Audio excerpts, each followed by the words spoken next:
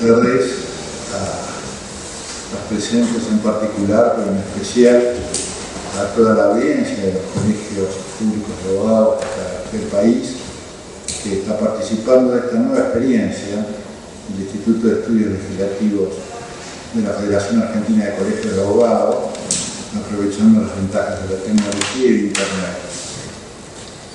Es esta la segunda clase que damos de esta manera. Pedimos perdón por todos los aprendizajes que estamos haciendo en estas técnicas de comunicación masiva y por vía más moderna.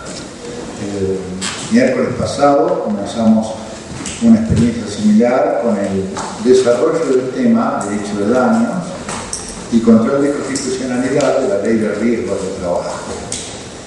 En un momento dado conseguimos que 29 colegios del país estuvieran conectados y participando de esta experiencia.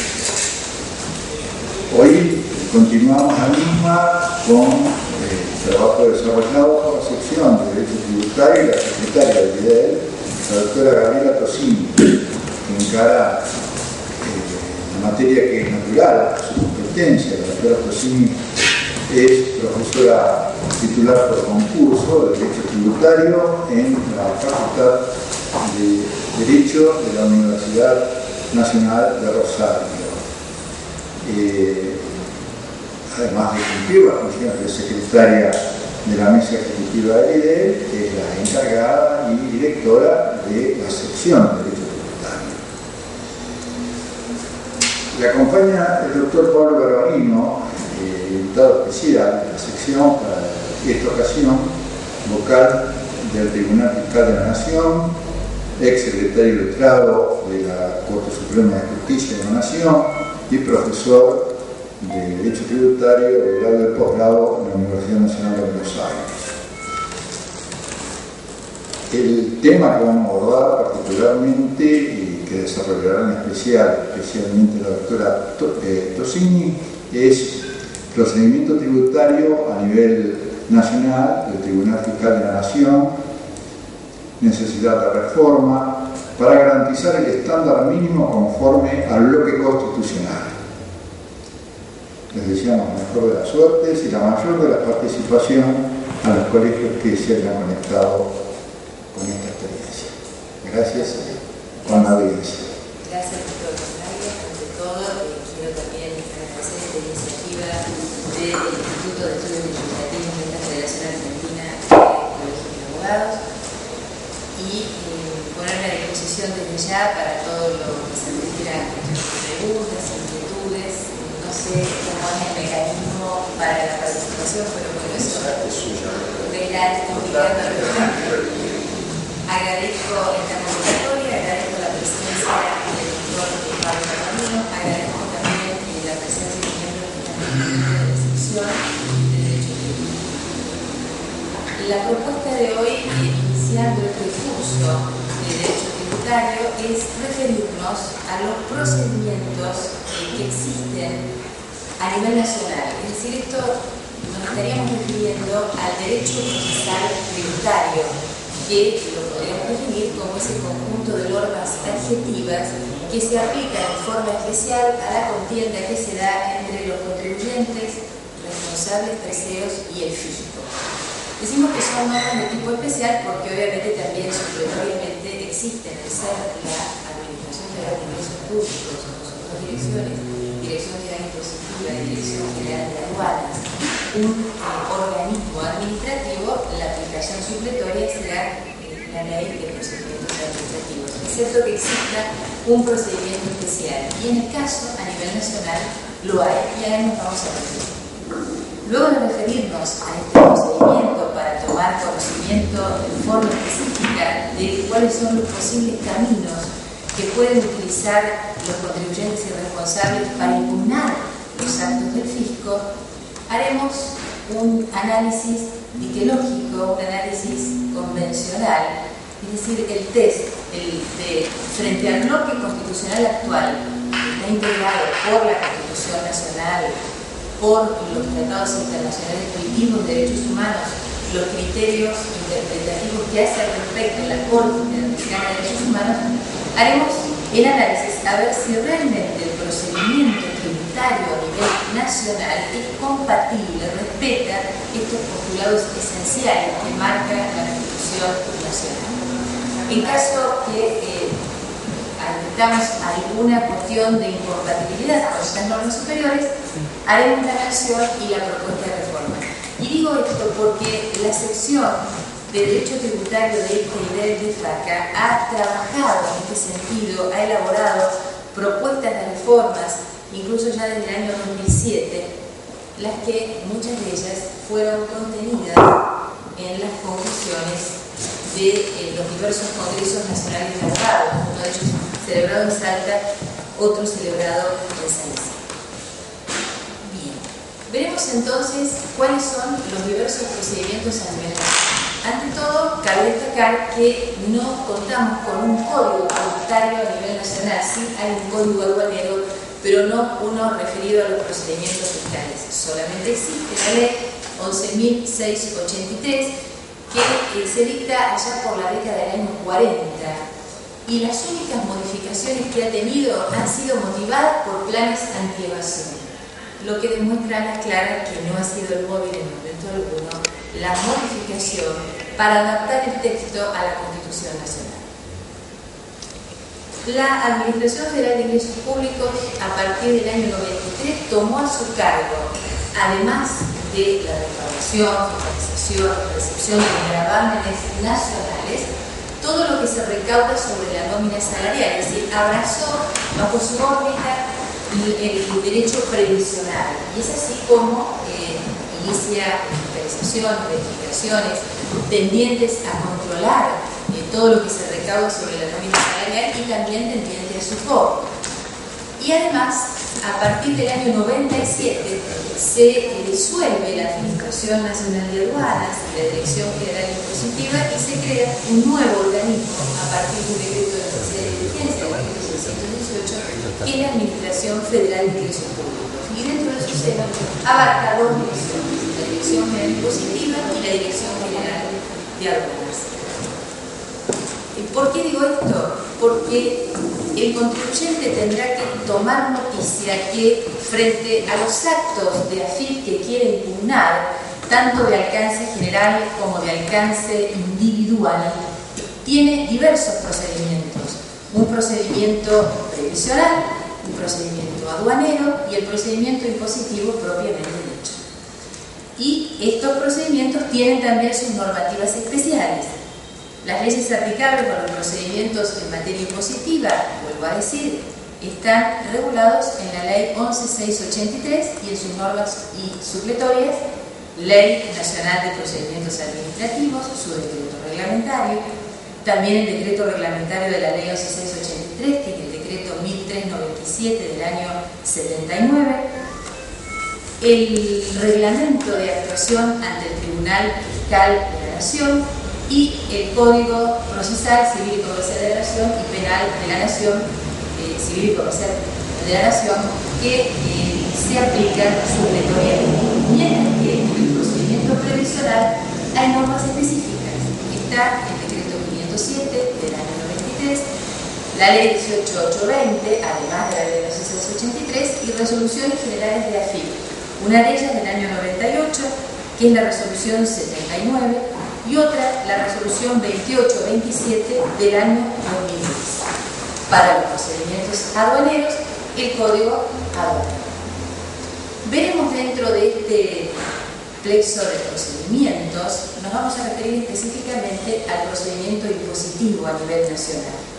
Dentro del procedimiento impositivo, puede que el contribuyente o responsable quiera impugnar actos de alcance general, emanados de AFIP, o actos de alcance individual, es decir, donde el destinatario, ya sea un sujeto individual o colectivo, está determinado en forma específica. Y los demás son, por ejemplo, las llamadas resoluciones generales de AFIP, que pueden ser reglamentarias o interpretativas, que se publican en el boletín oficial y tienen carácter obligatorio.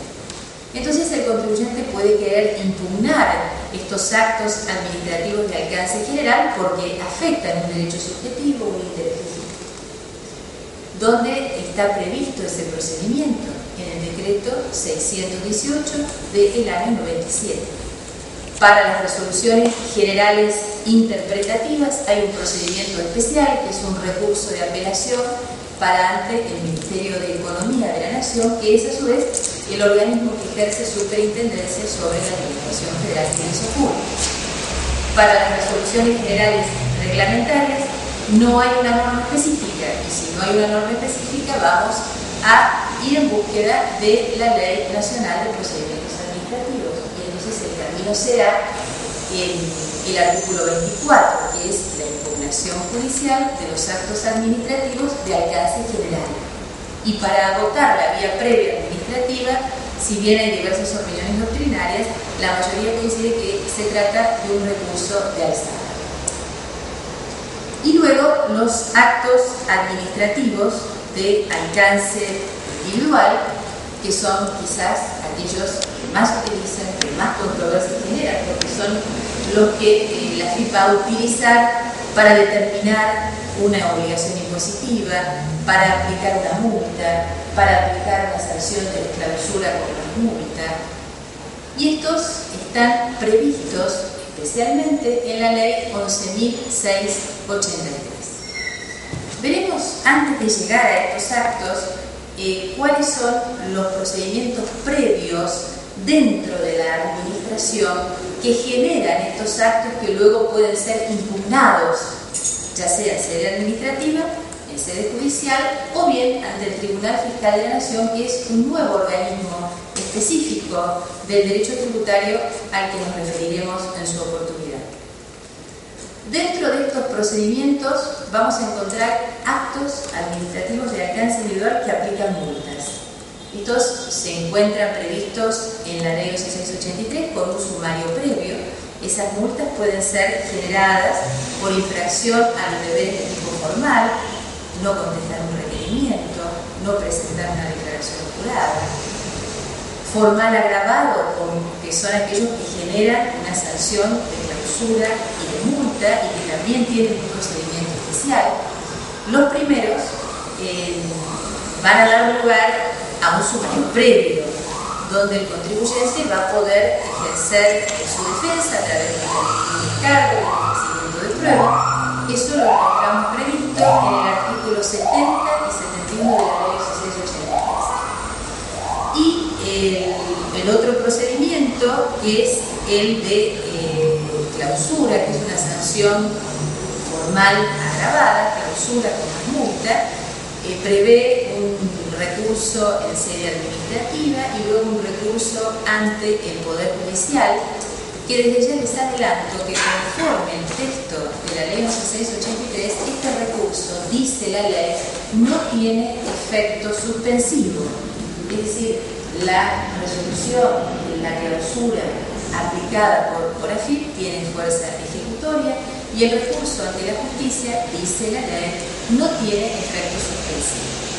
Esto fue corregido en un caso concreto a través de la causa Lapirus del año 1994, pero que, sabido es, tenemos un control difuso de constitucionalidad. La ley no fue reformada y cada vez que vamos a plantear un recurso de apelación ante la justicia contra una sanción de clausura, necesariamente vamos a tener que solicitar el efecto suspensivo e invocar este decisorio de la Corte. Otros actos que pueden dar lugar a impugnación y son de alcance individual son aquellos en los cuales la Administración Federal de Ingresos Públicos determina un impuesto con sus intereses y también aplica multa. Son los actos que podemos denominar resoluciones determinativas de oficio.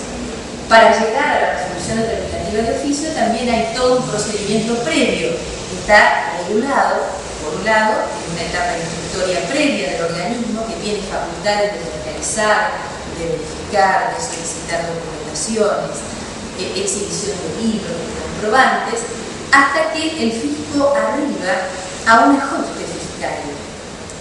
Lo pone a consideración del contribuyente y si este dice yo este monto lo adeudo, conceptualmente no corresponde, entonces le va a correr una vista, que eso está previsto a partir del artículo 16 en adelante de la Ley 1683, para que el contribuyente pueda acompañar su descargo, ofrecer su prueba, y luego de todo este procedimiento de determinación de oficio se va a arribar por parte del fisco al dictado de un acto administrativo de alcance individual, que es la resolución determinativa de oficio. Y otra controversia que también va a generar algún acto administrativo que puede ser impugnado es en el supuesto en el que el contribuyente voluntariamente pague o pague quizás a requerimiento por una resolución determinativa, pero en el primer supuesto presenta su declaración jurada y paga, que por otra parte es la forma normal de determinar la deuda en nuestro sistema tributario a nivel nacional, y luego advierte que ese tributo no resulta debido conforme a un pago en exceso, conforme a un criterio que se entiende que el tributo resulta inconstitucional, y entonces quiere lograr la devolución, la repetición de ese tributo. En ese caso, dado que fue el propio contribuyente que autodeclaró e ingresó el gravamen, tendrá que reclamarle, tendrá que avisarle al fisco que requiere la devolución de ese tributo y con los argumentos en los que se basa. Esto es lo que se denomina la repetición de un tributo pagado espontáneamente, y lo que tiene que hacer el contribuyente conforme, esto está regulado en el artículo 81 de la ley 1183, es un reclamo administrativo previo. Ese reclamo podrá ser acogido por el fisco, terminó la controversia, y si no lo es totalmente o en cambio se rechaza el reclamo administrativo previo, también esto va a generar un acto administrativo de alcance individual susceptible de impugnación. Dentro de este conjunto de actos podemos plantear cuáles son los organismos que dentro del procedimiento tributario a nivel nacional ejercen actividad jurisdiccional, controlan los actos tributarios, que como dice la Corte en un voto en especial del doctor Zaffaroni, y también siguiendo el mismo criterio aquí el doctor Pablo Garbarino, que luego va a hacer un desarrollo de la jurisprudencia específica del Tribunal Fiscal de la Nación, llaman a estos actos tributarios como verdaderos actos de gobierno. Entonces habrá que ver cuáles son los organismos que ejercen ese control jurisdiccional sobre estos actos de gobierno de contenido tributario. Por un lado, la propia FIP, que en realidad lo que se trata es de agotar la vía administrativa. La justicia federal, ya sea con competencia en materia contencioso administrativa o con competencia penal. Y luego, un organismo que es específico en nuestra disciplina, que es el Tribunal Fiscal de la Nación. El Tribunal Fiscal de la Nación fue creado en una iniciativa, en un proyecto en el año 1959, se plasmó en una ley en el año 1960, y es interesante advertir cuál fue el móvil de la creación del Tribunal Fiscal. Quisiera tomar lectura al respecto de las palabras del doctor Ferreira, que era el miembro informante de la Comisión de Presupuesto y Hacienda de la Cámara de Diputados en aquel momento, y sostuvo: es propósito de la Comisión hacer desaparecer esa aberración jurídica que aún subsiste en la Ley 11.683, de que en la discusión de estas cuestiones fiscales en el ámbito administrativo, los funcionarios de la DGI sean a la vez jueces y partes en las decisiones de los problemas que les plantean a los contribuyentes.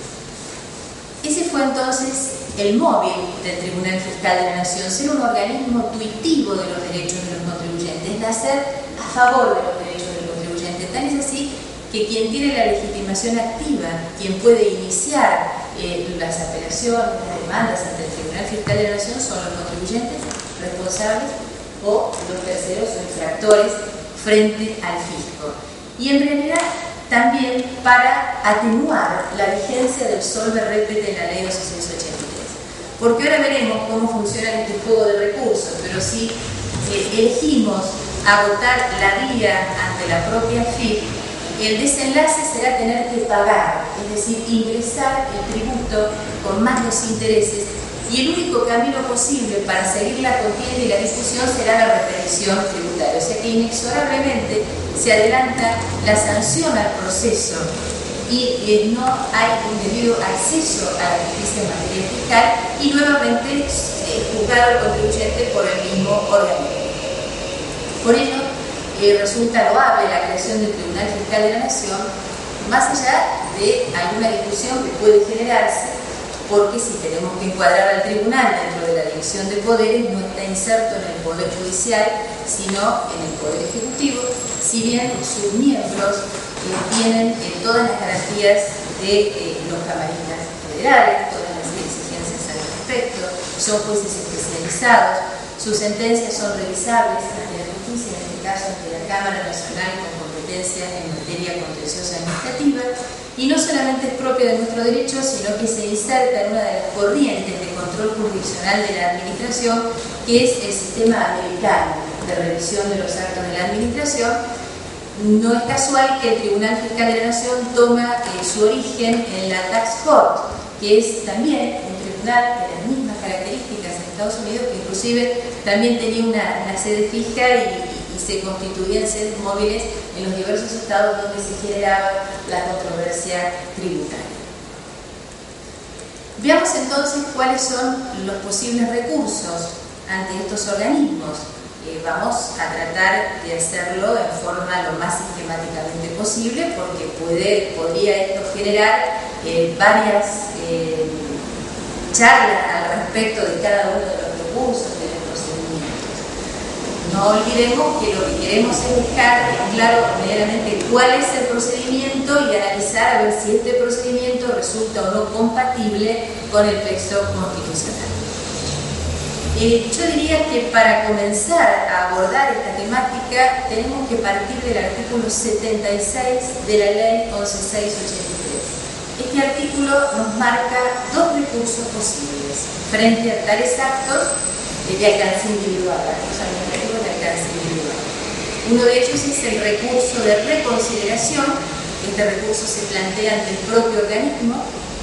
En realidad se presenta ante el mismo funcionario que resuelve y luego se eleva al superior para su resolución. Y otro recurso es el recurso de apelación ante este organismo jurisdiccional, que es el Tribunal Fiscal de la Nación. Pero nos advierte la norma, vuelvo a decir, el artículo 76 de la Ley 11.683, que estos recursos de modo alguno son supletorios, sino que dice la ley, son optativos y excluyentes. Pero la ley es sincera, dice cuando fuere viable, porque en realidad este contribuyente no tiene siempre la opción de poder acudir al Tribunal Fiscal, que nos va a liberar del solve repete y nos va a liberar de que sea el propio organismo el que resuelva. Dice cuando fuere viable, y es cierto, tenemos que analizar en cada supuesto si estamos en presencia de uno de los que nos permite la competencia del Tribunal Fiscal de la Nación. Por empezar, lo básico, la cuantía. En este momento, para poder acceder al Tribunal Fiscal de la Nación conforme a la última modificación que fue efectuada en la Ley de Presupuesto 2013, en el año 2012, el importe que se cuestiona tiene que superar los 25.000 pesos. Y si lo que se impugna es un ajuste de quebrantos, tiene que superar los 50.000 pesos. Con lo cual se ha disminuido la posibilidad de acceso a la justicia en materia fiscal con esta modificación. Si optamos por el recurso de reconsideración ante la propia FIP o el recurso de apelación ante el Tribunal Fiscal de la Nación, ¿en qué supuesto puede hacerse?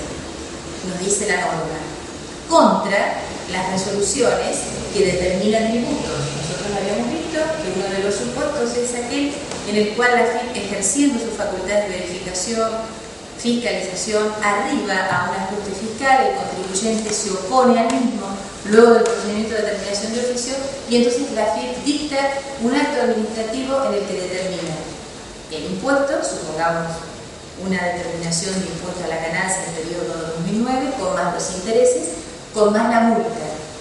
Ahora bien, aquí, respecto de determinar la multa junto con la resolución determinativa, hago una reflexión y una aclaración. Dice la norma, en este caso el artículo 74 de la Ley 11.683, que la FIP, si considera que tiene que aplicar multa con esa determinación de oficio referida a ese impuesto de ese periodo, tiene que hacerlo en ese mismo momento en el que dicta la resolución determinativa. Si no, no lo podrá hacer después porque estaría violando el non bis in idem. Y en la propia ley está resaltado este principio como un principio de indemnidad a favor del contribuyente. Pero puede haber una excepción.